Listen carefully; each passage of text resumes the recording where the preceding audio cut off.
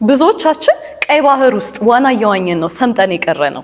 ዛሬ ብሉ ኦሽን ስትራቴጂ የተባለው መጽሐፍ ሐሳብ ባጭሩ ነው የምነግራችሁ። ለምንድን ነው የሰው ልጆች በትንንሽ ሺዎች ትርፍ ብቻ ታጥረው የሚቀሩት rather than in millions ፕሮፊት የማያካብቱበት ምክንያት? የዚህ ሐሳብ ዋናው ነገር ምንድን ነው? ብዙዎቻችን ቀይ ባህር ላይ ነን። ቀይ ባህር ደግሞ ብዙ ሻርኮች የሚያገኙትን ስጋ ተነጣጥቀው የኛውን ትራፊ ስጋ በመቦጫጨቅ ያሉበት ዓለም ነው። ይህ ማለት ምንድን ነው? የምንሰራቸው ቢዝነሶች አብዛኞቻችን ተመሳሳይና ብዙሃኑ ያሉበት ውስጥ ነው። ለምሳሌ የልብስ ንግድ ሊሆን ይችላል።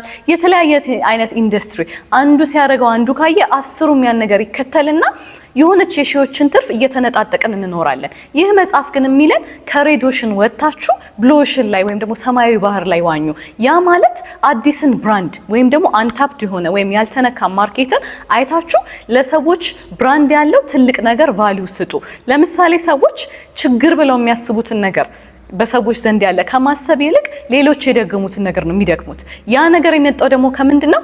ሪስክን ከመፍራትና ማይንዳቸው እንዴት አድርጌ ያደርገዋለሁ ከሚል ነገር ነው። ይሄን ነገር ፔኔትሬት አድርገው ያደረቁ ቀን ግን አይደለም ሺዎችና መቶ ሺዎች ኢን ቢሊየንስ እንኳን ላይፋቸውን የሚቀይር ነገር ያመጣሉ። ነገር ግን አካባቢውና የለመደብን ፓራዳይም ግን ተመሳሳዩ ጋር ሂድ ነውና እዛ ላይ ተፋጠው ቀርተዋል ነው የሚለው። ለምሳሌ ኬንታኪ ፍሬንች ቺክን ወይም ደግሞ KFCን እዩ። ይህ ሰውዬ ረጅም እድሜውን በቅጥር ህይወት ላይ አሳልፎ የሆነ ሰዓት ላይ ሪታየር ሲያደርግ ምንም አይነት ሊዝናናበትና ህይወቱን ሊያስደስተው የሚችል ነገር አላገኘም ነበር።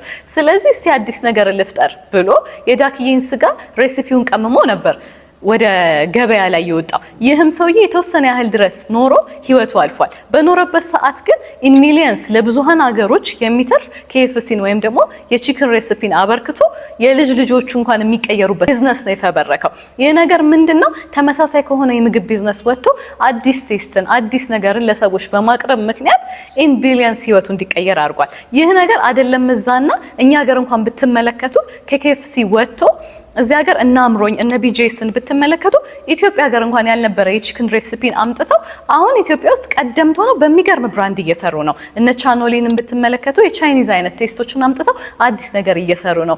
እና ምን ለማለት ነው? ዛሬ የምንጋፋበትንና እንደ ሻርክ እየተነጣጠቅን ትንንሽ ትርፍራፊ የምንወስድበትን ነገር ትተን አንታብድ የሆነ ያልተነካና አዲስ ችግርን ፈቺ ሆነን እኛም ቀደምት ሆነን ጥሩ ብራንድን እንገንባ ለማለት ነው።